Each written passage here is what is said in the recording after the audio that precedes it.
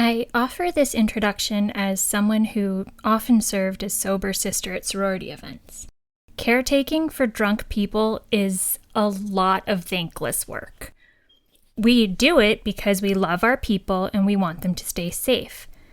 But I vastly preferred chasing a tipsy sister down the block to bring her back to the party to what Airman First Class Sean Harrington's friends had to endure.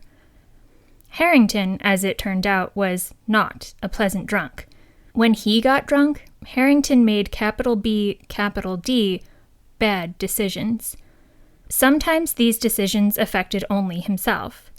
But when the fireworks faded on the 4th of July in 2018, Harrington's bad decisions cost another young airman his life. This is Conduct Unbecoming. I'm Erin, and I'm your host.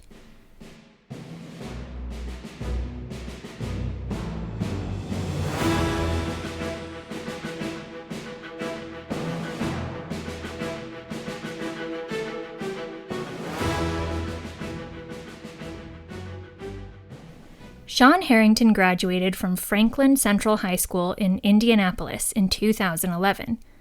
He took some time to find himself before heading to basic training for the Air Force at Joint Base San Antonio, Lackland, in Texas. Someone in his life was very proud of him for his 2013 graduation because they submitted the news for inclusion in the Reporter Times and gushed about his training in military discipline and studies, Air Force core values, physical fitness, and basic warfare principles and skills. But Harrington's transition to active service was not smooth. By the summer of 2014, he received non-judicial punishment for drunken disorderly conduct. He received another non-judicial punishment in February 2015 for failing to prepare for a uniform inspection. That same month, he received a letter of reprimand for failing a dorm inspection. At some point in all this, he failed a urinalysis test, though there isn't more information about when that happened or what drugs he popped positive for. 6 months after these incidents, Harrington was scheduled to report for duty at 7 a.m. When he didn't arrive, personnel from his unit checked his dorm, the most likely place to be able to find a missing airman. They didn't find Harrington inside, but they did find his car in the lot, with an empty beer bottle next to it. At 8:40 a.m., Harrington called his unit and explained that he was off base at BI's residence. He'd been drinking and he'd overslept. I only have initials for BI, but I'm going to refer to him as Bill for the rest of this story, for ease. Harrington received an additional letter of reprimand for failing to show up to his assigned duty. Harrington responded to this August 2015 letter of reprimand in writing and promised, quote, "I will not let alcohol dictate my life or affect my career." After this August 2015 letter of reprimand, Harrington moved in with Bill and another roommate, AB, Bill's girlfriend. I might be defining the relationship a bit more than these two actually did. Technically, the research only indicates that they were romantically involved, but didn't label them boyfriend and girlfriend. So take the label with a grain of salt. I also only have initials for AB, so I'm going to refer to her as Abby. On July 23, 2017, Bill's girlfriend, Abby, came home around 3:30 in the morning after a night out with friends. Abby had been DDing that night for her friends and arrived home to a scene that was still somehow more chaotic. She found Harrington and a civilian friend of his in the backyard, where she watched them both snort what she believed to be cocaine. They asked if she wanted to take some too, and she declined. She went to bed at about 4 a.m. Bill woke around 6:30 a.m. and found Harrington up and awake. Harrington had been up all night, drinking and using cocaine. Harrington and Bill spent the rest of the day drinking together until Abby woke up at around 6 p.m., exhausted from her night of being the sober friend. Bill approached Abby, upset, and asked her to drive him to a 7 p.m. Alcoholics Anonymous meeting. Harrington did not accompany them. While Abby and Bill were at the AA meeting, Harrington called Bill. Bill, who was crying, did not answer. Harrington then launched into a chaotic stream of text messages asking Abby what happened the previous night. Harrington said that he was outside tripping balls so hard and was damn near naked. Abby responded that all she saw was Harrington drinking and doing cocaine. Specifically, she watched Harrington snort cocaine off his friend's keys. Harrington asked where everyone was. Abby explained that she and Bill were at the AA meeting they'd told him about. But the messages devolved, and Harrington explained that he was upset that someone hogtied him on the table while he was sleeping. He asked Abby who had done it. He also wanted to know who took a bath and who went into Harrington's room. He said when he found out who hogtied him, he'd kill them. Harrington said he was dead-ass serious. He implored Abby to tell him who it was, and he said that he would go easy on her. After all, she was, as Harrington claimed, his light. That's a super weird way to communicate with your roommate's girlfriend for anybody who wasn't already sure of that. And I think it's helpful to contextualize these messages, so I'm going to take an opportunity to set the scene. Abby and Bill were so concerned about the night and day that Bill and Harrington had that she took Bill to an Alcoholics Anonymous meeting. There, between sips of stale coffee and next to her crying boyfriend, she began receiving an unhinged series of text messages from Harrington. Someone stood in front of her sharing their lowest low, the moment in their life that inspired them to stop drinking alcohol and get support. And Abby received message after message from her cocaine-addled roommate talking about intruders, calling her the light of his life, and threatening her while demanding to know who allegedly tied him up. Bill watched Abby receive and read the string of messages. Bill believed that Abby was annoyed by the texts and that Abby found Harrington rude for sending them. In the next 30 minutes, Abby and Bill wrapped up the Our Father prayer, left the AA meeting, and returned home. When they returned home, they discovered the front door was locked and neither had their key. They walked around to the side of the house and found Harrington sitting in a lawn chair, not atop a table. There was flat cord or twine just kind of thrown around the yard, but they didn't find Harrington hogtied, and they didn't find any other evidence of this alleged hog-tying incident. Harrington sat in his lawn chair with his handgun and extended clip on a bar stool next to him. Harrington told Abby he was giving her one more chance to tell him who came to the house and who tied him up. He brandished his gun to try and get her to tell him the truth, or whatever he believed the truth to be in his intoxicated state. Abby saw the gun and backed away from Harrington, screaming in fear.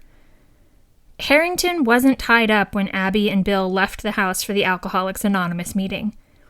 So I think the logical conclusion is that Harrington threw string around the yard himself or tied himself up poorly and then faked an escape. I don't think anyone would accuse him, high on drugs and possibly still drunk, of behaving rationally. After Abby screamed, Bill reacted and removed the gun from Harrington's possession, walking away with it. Bill hid it on top of the refrigerator.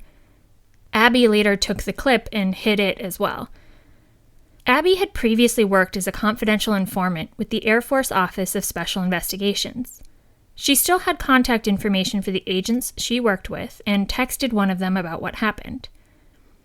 She declined to leave the house that night, feeling a little bit safer now that Harrington didn't have his gun.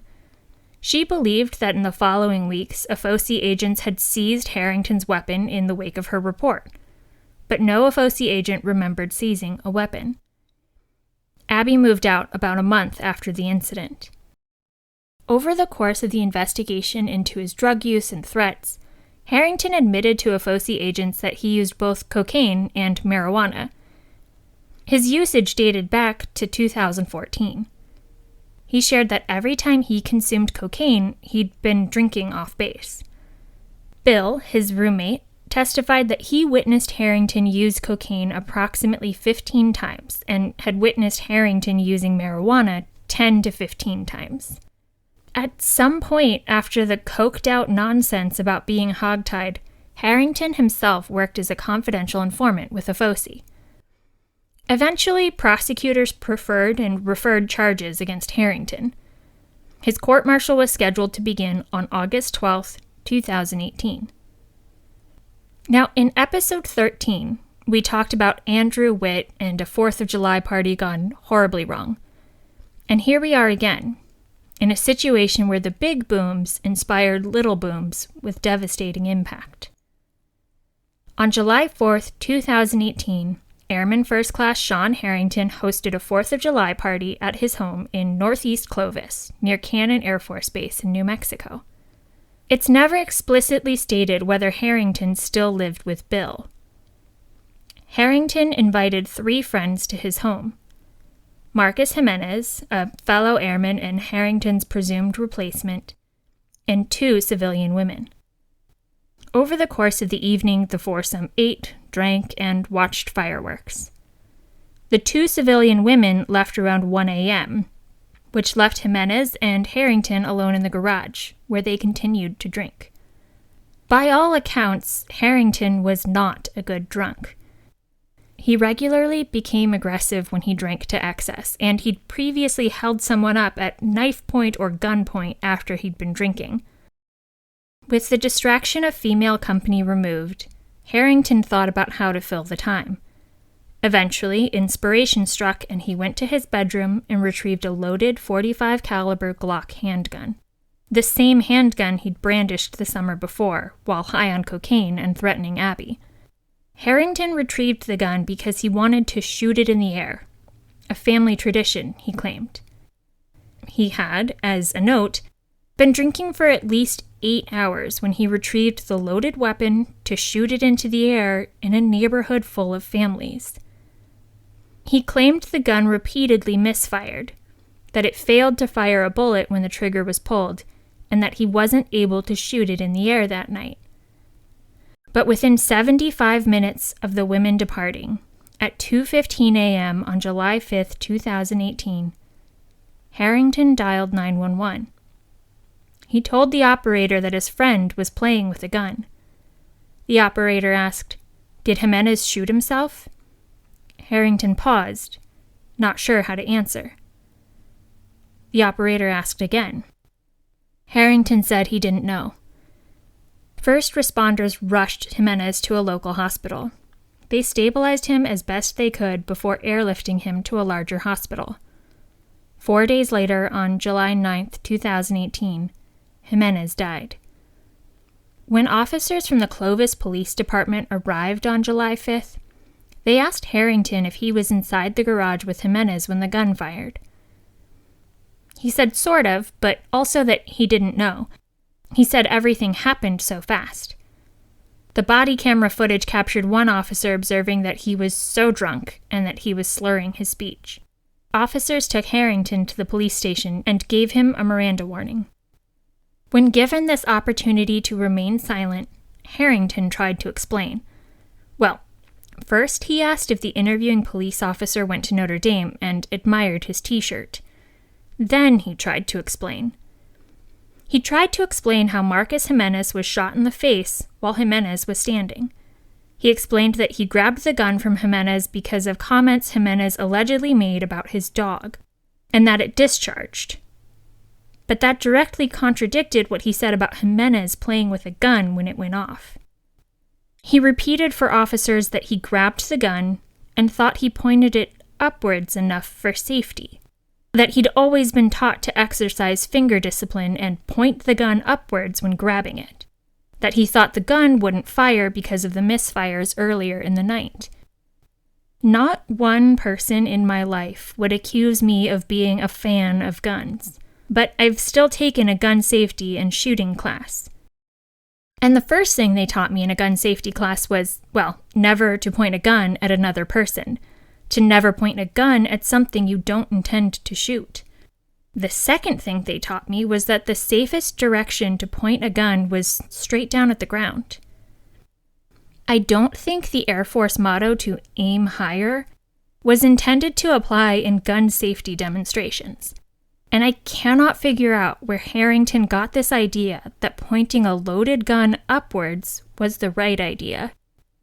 However, I have not taken Air Force firearm training, so if I'm mistaken and this is some commonplace training thing, I would certainly like to know. The Clovis Police Department notified the Air Force Office of Special Investigations of the incident, and eventually transferred the investigation, evidence, and jurisdiction to the Air Force. When the Glock was tested for firing issues, it failed 5 out of 8 test fires.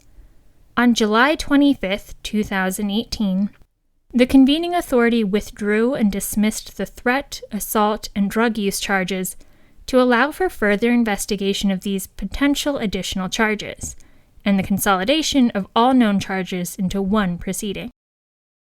On November 1, 2018, the convening authority granted Harrington's request to call a board to inquire into his mental responsibility and capacity. He was deemed capable of sitting trial.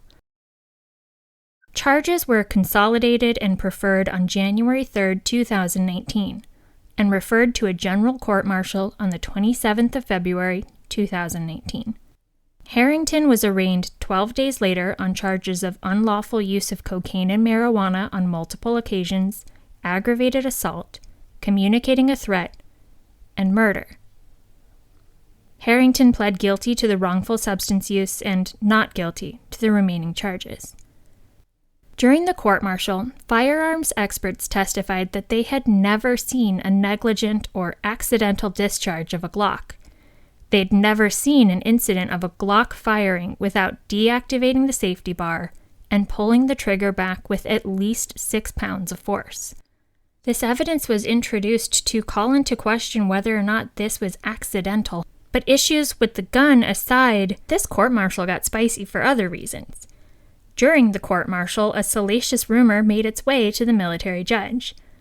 The assistant trial counsel and an Air Force Office of Special Investigations special agent had engaged in an adulterous sexual relationship in 2017 and 2018. They were both married and cheating on their spouses when Harrington committed both of his criminal acts. Special Agent G.M. was the agent who worked with Harrington when he was a confidential informant on an operation. Special Agent G.M. told his buddies, 4 other AFOSI agents, about his affair with the assistant trial counsel. The assistant trial counsel who worked on both the assault and threat case and then the court-martial for murder. The staff judge advocate removed the assistant trial counsel from the case, and defense counsel filed a motion to dismiss with prejudice, alleging discovery violations and prosecutorial misconduct. After hearing testimony on the matter, the judge denied the motion to dismiss, finding there was no prejudice to Harrington over an undisclosed email between Captain A.H. and Special Agent G.M., or the undisclosed relationship. The panel must have bought the story that Harrington was playing with the gun and that it did accidentally go off and that he didn't intend to shoot Jimenez. The panel did not convict Harrington of murder, but rather the lesser-included offense of involuntary manslaughter. The panel also convicted him of communicating a threat, but acquitted him on the charge of aggravated assault, the charge for pointing the gun at Abby. These convictions piled on top of the guilty plea for wrongful substance use of cocaine and marijuana. When the court-martial entered the sentencing phase, prosecutors notified the court that they intended to present the victim impact statement of Jimenez's parents in a question-and-answer format, with trial counsel acting as moderator. Defense counsel objected, and ultimately the court-martial judge agreed with government counsel that the format would give trial counsel greater control over the scope of questioning and allowed them to proceed with their novel approach. So, Mrs. Jimenez climbed into the witness stand first. She answered the prosecutor's questions and described what she did each morning to remember her son. Then, Mr. Jimenez did the same. The two answered questions about how the death of their son affected them. Prosecutors asked them how they felt with their son being stationed so close to home, how they learned of his injury, and how their family dynamic changed after his death. Some of the questions were leading, but it's unclear if anyone objected. Technically, this was neither a direct nor a cross-examination, but some legal Frankenstein's monster. A victim impact statement with many characteristics of an examination on the stand. At the conclusion of Mr. Jimenez's unconventional unsworn statement, the judge thanked him for his testimony. The panel sentenced Harrington to 14 years confinement, a reduction in rank from E3 to E1, and a dishonorable discharge. Less than 2 weeks later, Harrington requested clemency. He requested that the findings be set aside or that he receive a reduction of his sentence. The convening authority declined to grant either.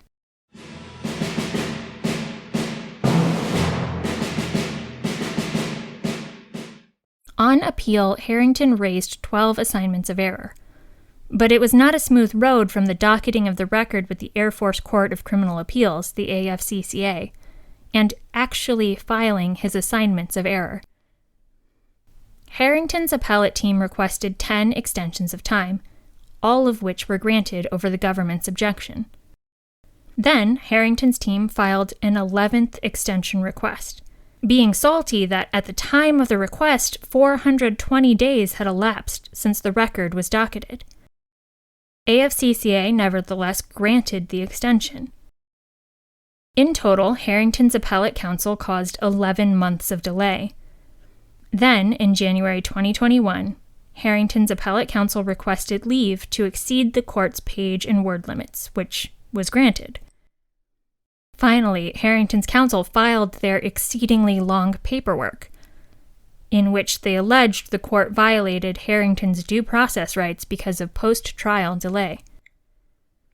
Everyone wants the swift administration of justice, but causing a year's worth of delay and then claiming due process violations is pretty tone-deaf.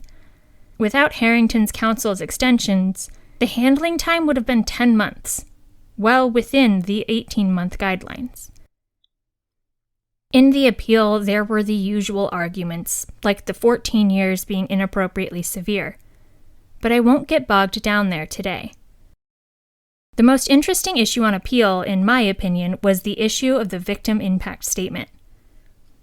I'm particularly interested in the victim impact statement issue because this case, Harrington's case, is the third I've found that discussed victim impact statements. The first was episode 1, the Edwards case, where government counsel had a heavy hand in creating a photo slideshow or video to accompany the victim impact statement made by Bradley Hale's father. There, the Court of Appeal for the Armed Forces remanded the case for sentence reassessment because the victim impact statement was not just oral or written, and because the prosecutor played a big role in producing the video. The second case was the United States versus Cunningham. Cunningham is an emotionally dense bomb of a case involving the murder of a 6-month-old child. After covering Florida versus Rivet in episode 16, I am taking more time before jumping back into a child murder case. But in Cunningham, the AFCCA and CAF had to decide whether the military judge erred by allowing the victim impact statement with a PowerPoint presentation that included videos, personal pictures, stock images of future events, and lyrical music about becoming an angel in heaven. AFCCA noted that, unlike Edwards, the trial counsel didn't get involved in the creation of the PowerPoint or the selection of the sad music. CAF clarified for everyone. The problem for Cunningham was that a video presentation containing photographs and music was still neither oral nor written. To be fair to the Air Force prosecutors who worked on Harrington, it's not like they knew all this when they were prosecuting their case. They tried their case in New Mexico during the summer of 2019 based on a crime that happened in 2018. The Edwards opinion didn't come out from CAF until April 2022, based on a crime that happened in March 2018 in Guam, though the case was tried at Barksdale Air Force Base in Louisiana. Cunningham was handed down by CAF on July 21, 2023, based on a crime that occurred in March 2020. Cunningham was tried at Ellsworth Air Force Base, South Dakota. That's what makes me so curious about what's going on in their lawyer finishing school over there in the Air Force. I want to know what best practices guide got pushed out so that everyone decided to try these novel things all at once and in such varied locations. Is there a case out there where they went ham on the victim impact statement that got some incredible result and inspired everyone to pass along this advice? For Harrington, CAF concluded that the military judge at the court-martial abused his discretion when he permitted the victim's parents to deliver their victim impact statement through a question and answer format with trial counsel. Trial counsel's participation violated the principle that victim impact statements are victim impact statements, not trial counsel impact statements. All I could think when reading that the court-martial judge and prosecutors agreed that a question and answer format would give trial counsel greater control over the scope of the victim impact statement was that that was the exact problem they needed to avoid in the wake of Edwards. If trial counsel's role is visible on the victim impact statement, they've maybe done something wrong. If they're guiding where the statement goes in a question and answer format, you can't really attribute what's said solely to the victim. And it seems like it would be pretty confusing to a panel to watch government counsel conduct what was effectively a direct examination of the victim's parents as they sat in the witness box. The optics of this setup were objectively off. And honestly, it seemed to confuse the judge, who thanked Jimenez's father for his testimony. And to be fair, there's nothing in the rules for courts-martial that prohibits a victim from making their unsworn statement from the witness stand. A victim's legal counsel could even deliver all or part of the unsworn statement for their client. But prosecutors are not the victim's legal counsel. So government counsel is not similarly permitted to make an unsworn statement on the victim's behalf. And it seems CAF wants to establish a bright-line rule. I think the primary takeaway for trial counsel when it comes to victim impact statements in courts-martial is to do less. If their fingerprints are all over the victim impact statement, precedent is not on their side. Recognizing that it was an error to allow trial counsel to question the victims for the victim impact statement, the analysis turned to whether that victim impact statement and an unrelated error in jury instructions had a substantial influence on the sentence. CAF considered that the adjudged sentence was the product of two separate errors and lamented the challenges in applying the Barker factors to assessing prejudice in this and other sentencing error cases. They dropped a casual footnote that said, with the right case, they're open to designing a new test to address errors in sentencing. Given this wonky series of Air Force victim impact statement cases, it's entirely possible that the right case is already on its way to certification at the Court of Appeals for the Armed Forces. Because this CAF opinion is so recent, I don't know what sentence Harrington will ultimately face. Keep an eye on Conduct Unbecoming on Instagram for an update when I have it. Thank you for listening. If you enjoyed today's episode, please share it. I invite you to submit case suggestion and feedback to conductunbecomingpod@gmail.com or on conductunbecomingpod.com. Join me next time with an attempted murder and a whole lot to unpack. Until then, take care.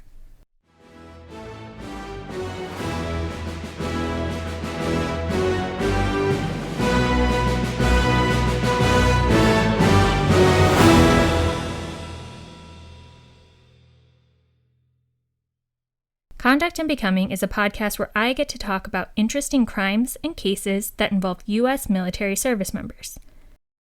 I research, write, and produce the podcast myself.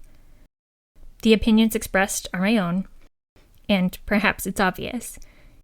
Conduct Unbecoming is not approved, endorsed, or authorized by the Department of Defense.